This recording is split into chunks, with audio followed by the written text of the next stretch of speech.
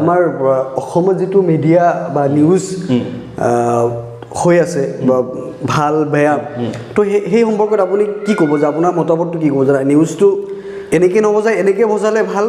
মানে বস্তুটো কি বহুত বেছি মানে নিজে নিউজত মানে নিজৰ ভিউটো আজিকালি বেছি দি দিয়ে পাব্লিক ভিউৰ ওপৰত মানে পাব্লিক ভিউ এৰি নিউজে বেছি নিজৰ ভিউ দি দিলে তেতিয়া মানে একচুৱেল ইছ্যুটো ডাইলিউট হৈ যায় মানে বস্তুটো নিউজৰ কামটো একচুৱেলি কি হয় যে কিবা এটা ইনচিডেণ্ট হৈছে এইখিনি জাষ্ট ৰিপৰ্ট কৰা তাতে ছাইড লোৱা নহয় কিন্তু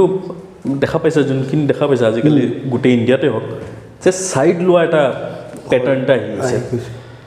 আৰু বহুত টাইমত কি হয় বহুত বস্তু মিডিয়া মানে ডাইৰেক্ট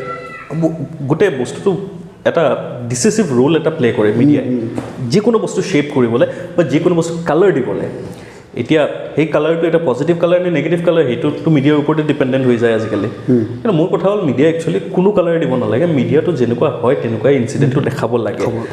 যোনটো আজিৰ তাৰিখত মানে হৈ থকা নাই এইটো বৰ মানে দুৰ্ভাগ্যজনক বুলিয়ে ক'ব লাগিব আৰু বাকী এইটো ফিউচাৰত কি হয় এইটোতো বহুত বেছি মোৰ কথা এবাৰে কৈ দিয়া নাথাকে লাগি যায় আৰু কেতিয়াবা অশান্তি লাগি যায় চিঞৰি একেখিনি কথা ভাই কি আছে কৈ দিয়ে ভাই এবাৰটো খতম হৈ যায় কেতিয়াবা ৰখি থাকিব লাগে একচুৱেলি হৈছে কি ভাই চিঞৰিছে আচল কথাটো কওঁতে আধা ঘণ্টা গুচিয়ে যায় এই লাষ্টত গম পাওঁ যে ইমান একো চিৰিয়াছ একো নাছিলেই এইটো হয় টাইম ৱেষ্টটো হৈ যায় কেতিয়াবা কিন্তু চব নহয় বাৰু এইবুলি এতিয়াও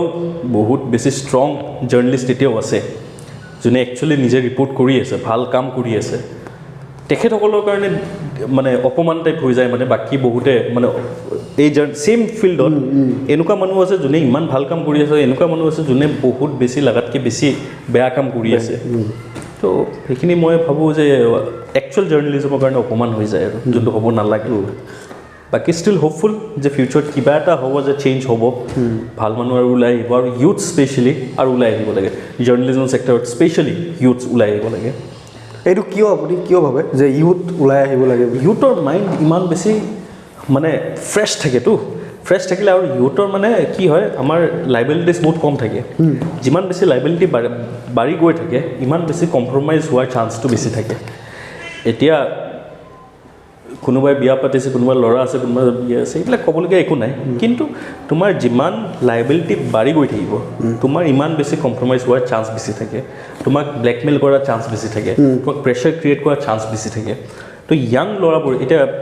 যিকোনো আন্দোলন সদায় ক'ৰ পৰা ষ্টাৰ্ট হয় ষ্টুডেণ্টছৰ পৰা ষ্টাৰ্ট হয় কাৰণ ষ্টুডেণ্টছক ইমান জল্দি মানে কোনেও মানে প্ৰেছাৰ ক্ৰিয়েট কৰাব নোৱাৰে প্ৰেছাৰত মানে কাম কৰাব নোৱাৰে ষ্টুডেণ্টে যি হয় একচুৱেলি সেই হিচাপে চায় কোনো মানে প্ৰেছাৰত মানে বস্তুবোৰ মানে এটা বস্তু এটা আইডিয়া এটা লওঁতে কোনো প্ৰেছাৰত আইডিয়াটো নলয় নিজৰ মাথাৰ পৰা কৰে সেইকাৰণে ইউথছক মানে মই বিচাৰোঁ যে ইউথ পলিটিক্সতো আহিব লাগে জাৰ্নেলিজমতো আহিব লাগে এনেকুৱা চব ফিল্ডত আহিব লাগে যোনখিনিয়ে মানে গোটেই ছ'চাইটিৰ ওপৰত ইম্পেক্ট পেলায় চ' সেইটোৱে হোপফুল আৰু যে ষ্টুডেণ্টছ আৰু ওলাই আহিব ইউথছ আৰু ওলাই আহিছোঁ য়েছ তো আমাৰ নন পলিটিকেল আৰু এটা হয় আপোনাৰ ৰাহুল সেইটো হ'ল আনফিল্ডেড হিষ্টৰী আপুনি জনাব লাগিব আপোনাৰ লাইফত হোৱা এটা আনফিল্ডেড হিষ্টৰী আপুনি জনায় এটা কাহিনী লাইনত যিটো মোৰ লগত মোৰ বন্ধু এজন আহিছে ৰাহুল হাজৰিকা তো তেওঁ আৰু মই ফাৰ্ষ্ট ইলেকশ্যন একেলগে খেলিছিলে ফাৰ্ষ্ট ইলেকশ্যন এই যোনটো ক'লোঁ যে মোৰ লগৰকেইটাই মোক জিকাই দিছিলে চ' মই ইয়াতে আহি বহিছোঁ যে আজি সেই ইলেকশ্যনটোৰ কাৰণে সেই ইলেকশ্যনত যদি মই হাৰি গ'লোঁ হয় তেতিয়া মইতো ইমান দূৰ নাবাঢ়িলোঁ হয় সেই ইলেকশ্যনটো মই এই ৰাহুল হাজৰিকাৰ লগত মই অকল এটা ভোটত মানে ছেকেণ্ড হৈছে তেতিয়া ফাৰ্ষ্ট হৈছিলে মানৱ ছেকেণ্ড হৈছে ৰাহুল হাজৰিকা আৰু থাৰ্ডত মই আছিলোঁ সেইটো জাষ্ট ছিংগল ভোটৰ কাৰণে ওৱান ভোট এটা ভোট যদি কম হ'লে হয় তেতিয়া মই আজি কমিটিৰ পৰা আউট হৈ গ'লোঁ হয় জাষ্ট এটা ভোটৰ কাৰণে আজি আমি মানে GS হ'লোঁ তেতিয়া আৰু বাকী ৰাহুল মই আজিলৈকেও একেলগে কাম কৰি গৈ আছোঁ চ' সেইটোৱে আৰু সৰু সৰু কাহিনী আৰু ইমান ডাঙৰ ষ্ট্ৰং কাহিনী নহয় ইণ্টাৰেষ্টিং কাহিনী নহয় এতিয়া ক'ব গ'লে একো ইণ্টাৰেষ্টিং কাহিনী মোৰ মাথাত তো আপুনি এতিয়া কওক বহুতে কয় যে পলিটিচিয়ান হ'ব গ'লে আপুনি বহুত পইচাৰ দৰকাৰ পৰে এই কথাটো কিমান দূৰ সঁচা কিমান দূৰ মিছা আপুনি জনাব কথাটো একেবাৰে মিছা নহয় পইচা প্ৰয়োজন হয় কিন্তু পইচা বুলি কওঁতে অকল নিজৰ পকেটৰ পৰা যে পইচা খৰচ হ'ব এনেকুৱা কথা নহয় কাৰণ যিকোনো যেতিয়া ইলেকশ্যন এটা টিম হিচাপে খেলা হয় এজ এ টিম খেলা হয় যেতিয়া মই এতিয়া NSৰ ইলেকশ্যন খেলিছোঁ, যেতিয়াবা ইউথ কংগ্ৰেছ ইলেকশ্যন খেলিছোঁ, মইতো অকলে খেলা নাই, মই অকলে একো নহয়, অকলেতো জুবেৰ আনাম বুলি একো নাই, এটা টীম এটাই মিলি খেলে সদায়। চ' টীমে চবেই মিলি কণ্ট্ৰিবিউট কৰিবলগীয়া হয়, চবেই মিলি সহায় কৰে, কোনোবাই খানা দিলে, কোনোবাই এনেকুৱা চবেই মিলি মিলি এনেকুৱা মিলি মিলি এটা ক্ৰাউড ফাণ্ডিং টাইপ হয় আৰু। চ' পইচাৰ প্ৰয়োজনটো সঁচা কথা হয়, এইটো পলিটিক্সত হয়, কিন্তু যদি ষ্ট্ৰং গ্ৰুপ অফ ছাপৰ্টাৰ থাকে তেতিয়া কাম হৈ যায় আৰু। ষ্ট্ৰং গ্ৰুপ অফ ছাপৰ্টাৰ থাকিলে এতিয়া এক্সাম্পল দিছে, এক্সাম্পল 1 লাখ টকা লাগে, এক্সাম্পল। এতিয়া অকলে দিব গ'লে 1 লাখ টকা বহুত, কিন্তু এতিয়া 1000 ছাপৰ্টাৰ থাকিলে তেতিয়া বেছি টকা নালাগে। চ' সেইটোৱে আৰু তোমাৰ যিমান ছাপৰ্টাৰ থাকে সেইটোৰ ওপৰতে মানে গোটেই এক্সপেন্সটো